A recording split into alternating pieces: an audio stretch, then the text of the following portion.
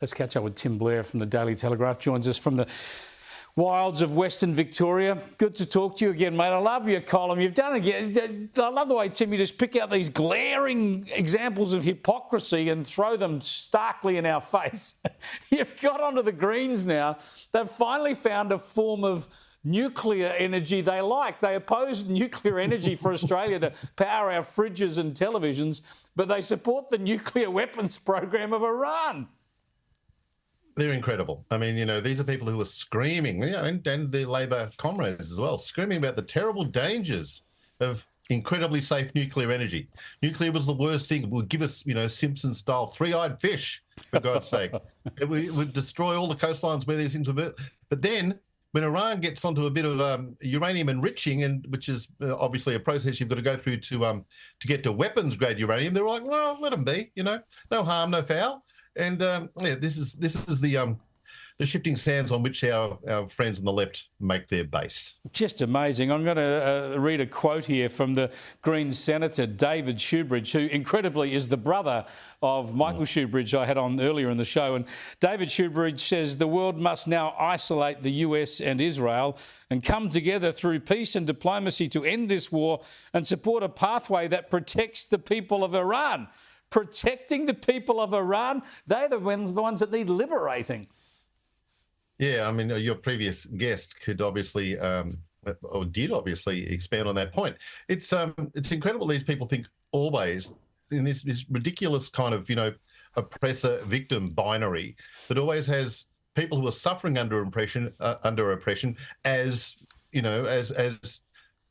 the victims of the West, not of their own totalitarian governments. It's an absurd way to look at things, and we see it over and over again from Gaza all the way now, just over the way to Tehran. It's a ridiculous way of formulating it, and one that's also shown by how many people escape from those regimes to the evil West. Yeah, exactly. That's where they head, to the evil West, Australia, the United States and the UK. I want to go to the leftist media in Australia now, and especially the taxpayer-funded media. The ABC always finds a way to argue against Australia's interests and in favour of the socialist left's interests. Have a listen to these two chatting about Albanese's handling of all this. For Australia, formally, Israel's the good guys, Iran's the bad guys. Despite the criticism Australia has. So this is me sort of being a ventriloquist for the government. We don't love it. We hope it's limited. We hope it's contained. We'll cop this one. We'll say, sure, okay, we're with you. And that's the attitude that I reckon Anthony Albanese and his National Security Committee would have taken. I think the Prime Minister does want to distance himself very actively from the idea that he's a player in the Middle East. We're not a main player. We're not a main player.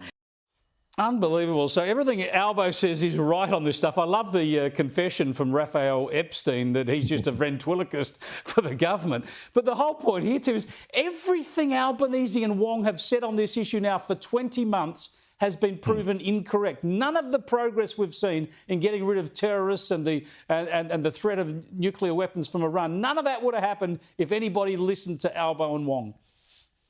Absolutely, but and the way they're presenting this, our ABC pals, is as a positive because it's what Labor is doing. Yeah. So it's all, no, don't everyone get hasty. Like no, it's still all good. It's still good. I mean, if you took those two microphones away from those two chuckleheads, that's just a couple of people talking in Balmain. There's no deeper knowledge to it. There's no deeper curiosity. There's certainly no self-criticism or self-awareness of their situation. It's just a couple of very smug Western people talking as smug Western people do. Again, we get back to this way of always looking at the oppressor and the victim. Once they can't get outside of that framework that they've probably had since their first year of university. And I don't think they're ever going to escape it at this point. Yeah, very, very perceptive criticism. There's no depth or analysis, no free thinking. It's just those trite points. Just very quickly, before we before we go, if you're wondering what former President Joe Biden might have done in this situation, he's been captured by a photographer on the train down to Washington in the quiet car asking for more ice cream. Apparently all he wants in the world is ice cream. If you ride on any public transport in the US, you'll generally find elderly people asking for ice cream. It's it's sad. Something must be done about it to help them. And there's old Joe. He's found some. There he is, the Chauncey Gardner of American politics, Joe Biden. Thanks for joining us, Tim. We'll catch up with you again later in the week.